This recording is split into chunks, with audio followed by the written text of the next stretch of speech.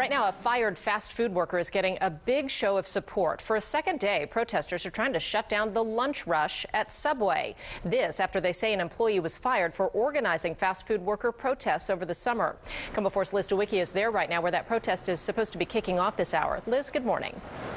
Good morning, Molly. Yeah, this latest protest is supposed to be starting in just a few minutes right behind me at this Subway at 8th and Olive here in downtown Seattle. Now, yesterday the protest was on Capitol Hill. We actually just spoke to some of the protest organizers who said they're still gathering up folks, but they are expecting this to start in just a few minutes.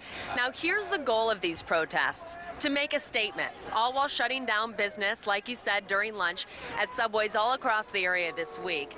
This is also in support of Carlos Hernandez, who we've learned just showed up within the past couple of minutes here. He was fired after supporters say Hernandez became a leader of the fast food workers movement. Now, good job, Seattle, tells KOMO 4. Subway management had tried to make strikers sign disciplinary notices about striking and told other employees not to talk to Hernandez. However, managers at that Subway told him it was because he gave a free cookie to a child, and that's why he was fired. Now, this week, Hernandez filed a federal lawsuit claiming Subway retaliated against him for his political activities. We have tried to get a interview with the managers at Subway. They've turned down a request for an interview. So here's what's next, Molly. You know, this protest, like we mentioned, is supposed to start here in just a few minutes.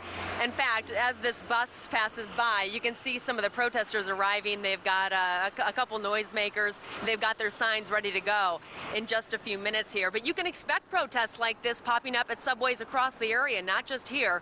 The goal is to make that statement and shut down that busy lunchtime rush. We're live in downtown Seattle this morning. Liz DeWicki, KOMO 4 News. Liz, thanks. KOMO 4 viewers have been weighing in on this issue this morning on our Facebook page. Susan Swayze writes, good for them. Everyone deserves a living wage for the work they do. Mark Pickens writes, if you don't like the pay, don't take the job. Everyone is told how much they are being paid before they're hired. We'd like to know what you think as well. Join the conversation on KOMO News on Facebook. This